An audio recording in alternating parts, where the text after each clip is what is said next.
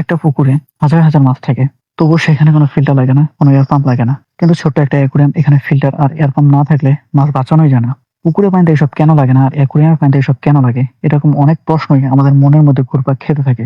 এটা কি শুধু একটা ব্যবসা, নাকি এর পেছনে আসলে রয়েছে বিজ্ঞান? আজকে পুরো বিষয়টা খুব সহজ ভাষায় বুঝিয়ে দিচ্ছি। তো চলুন শুরু করা যাক। স্বাগতম এম একুয়াটিক জার্নি চ্যানেলে।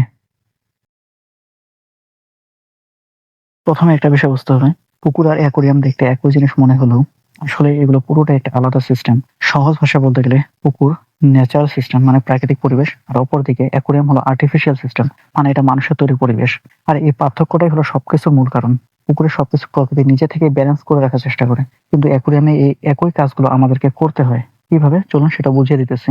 ধরুন একটা পুকুরে 10,000 লিটার পানি আছে, আর একটা অ্যাকুরিয়ামে কতটুকু পানি থাকে? সর্বোচ্চ 50 থেকে 100 লিটার। এখন চিন্তা করুন, একটা মাছ যদি ময়লা করে, পুকুরের সেই বিশাল পানিতে সেই ময়লা খুব সহজে মিশে যায়, আর যে ময়লার ক্ষতিকর প্রভাব আছে সেটাও কমে যায়। কিন্তু একটা অ্যাকুরিয়ামে এই একই ময়লা ছোট্ট জায়গায় জমা হতে থাকে, ফলে পানি দ্রুত নোংরা হয় এবং বিষাক্ত পদার্থ তৈরি হয়। আর মাছ যখন খাবার খায় তখন মাছের বর্জ্য উৎপাদন করে। আবার অনেক সময় দেখা যায় খাবার নিচে পড়ে থাকে, বর্জ্য পচে পানিতে একটা বিষাক্ত পদার্থ তৈরি করে, এর নাম হলো অ্যামোনিয়া। এটা মাছের জন্য খুবই বিপজ্জনক। এটা যদি অল্প পরিমাণে পানিতে থাকে তাহলে মাছ স্ট্রেসে চলে যায়, এবং পরিমাণে বেশি হলে মাছ অসুস্থ হয়, গিল ক্ষতিগ্রস্ত হয়, আর শেষ পর্যন্ত মারাও যেতে পারে। এখন প্রশ্ন হলো, পুকুরে তো কোনো ফিল্টার থাকে না, তাহলে পুকুরে মাছ কেন মারা যায় না? কারণ পুকুরে রয়েছে একটা বিশাল ইকোসিস্টেম। এই ইকোসিস্টেমের কারণে পুকুরে কোনো মাছ মারা যায় না। পুকুরে শুধু পানি আর মাছ থাকে বিষয়টা কিন্তু এমন না। সেখানে থাকে মাটি, উপকারী ব্যাকটেরিয়া, শ্যাওলা, জলজ উদ্ভিদ, সূর্যের আলো, প্রাকৃতিক পানির সার্কুলেশন।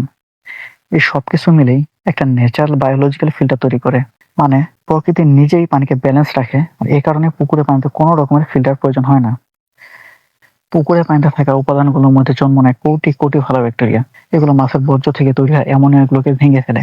একটা পুকুরের সার্ফেস এরিয়া যত বেশি থাকে, সেখানে এই ভালো ব্যাকটেরিয়ার পরিমাণও তত বেশি থাকে। তাই পুকুরে পানিতে আলাদাভাবে কোনো ফিল্টারের প্রয়োজন পড়ে না। কিন্তু অ্যাকুরিয়ামে এইসব কোনো কিছুই থাকে না। এর কারণেই অ্যাকুরিয়ামে এইসব কাজগুলো করতে হয় ফিল্টারের মাধ্যমে।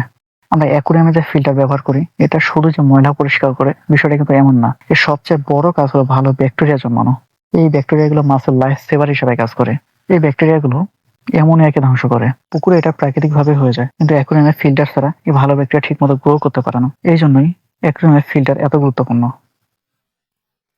অনেকে এখন বলতে পারেন, ভাই আমি তো ফিল্টার ছাড়াই মাছ পালন করি, কই আমার মাছ তো মারা যায় না। হ্যাঁ, অ্যাকুরিয়ামে ফিল্টার ছাড়াও মাছ পালন করা সম্ভব, কিন্তু এর জন্য আপনাকে অ্যাকুরিয়ামে মাছ অনেক কম রাখতে হবে। অ্যাকুরিয়াম ট্যাঙ্কের সাইজটা বড় হওয়া লাগবে, বেশি পরিমাণে লাইফ প্লান্ট দিতে হবে, নিয়মিত ওয়াটার চেঞ্জ করতে হবে। এত কিছু তো মেনটেন করে চলা সম্ভব না। এত সবকিছু মেনটেন করে চলতে গেলে অ্যাকুরিয়ামে যে সৌন্দর্য সেটা হারিয়ে যাবে। তাই অ্যাকুরিয়ামে ফিল্টার ছাড়া মাছ পালন করা অনেকটাই অসম্ভব। এখন আসি এয়ার পাম্পের বিষয়ে।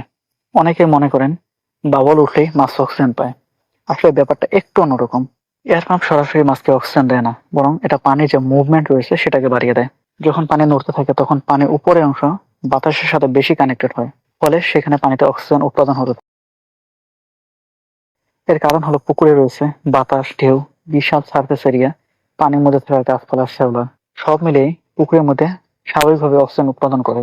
পুকুরে প্রচুর গাছপালা ও শ্যাওলা থাকে। এমন কিছু শ্যাওলা থাকে যেগুলো আমরা খালি চোখে দেখতে পাই না, কিন্তু এগুলো পুকুরে কোটি কোটি পরিমাণে থাকে। এগুলো দিনের বেলা সূর্যের আলো পেয়ে সালোক সংশ্লেষণের মাধ্যমে সরাসরি পুকুরে অক্সিজেন ছাড়তে থাকে। এখান থেকে অক্সিজেন গ্রহণ করে মাছ বেঁচে থাকে। পুকুরে পানি বেশিরভাগ অক্সিজেন আসে পুকুরে থাকা এইসব সবুজ উদ্ভিদ থেকে, আর কিছুটা আসে বাতাস থেকে। এখন প্রশ্ন হলো, বাতাস থেকে পুকুরে কিভাবে অক্সিজেন আসে? পুকুরের উপর দিয়ে যখন বাতাস প্রবাহিত হয় তখন পুকুরে পানি কাঁপে, মানে ঢেউয়ের মতো যে তৈরি হয় সেটা। যখন পুকুরে পানিতে এরকম ঢেউ তৈরি হতে থাকে তখনই সেখানে অক্সিজেন উৎপাদন হতে থাকে। এই বাতাসের মধ্যে কতটুকু অক্সিজেন তৈরি হয় এটা নির্ভর করে পুকুরের যে সার্ফেস এরিয়া রয়েছে সেটার উপরে। একটা পুকুরের সার্ফেস এরিয়া যত বেশি হবে সেখানে তত বেশি অক্সিজেন উৎপাদন হবে। কিন্তু অ্যাকুয়ারিয়ামে তো পানি কম থাকে, আবার সেখানে মাছও বেশি থাকে, এর ফলে সেখানে অক্সিজেন দ্রুত কমে যায়।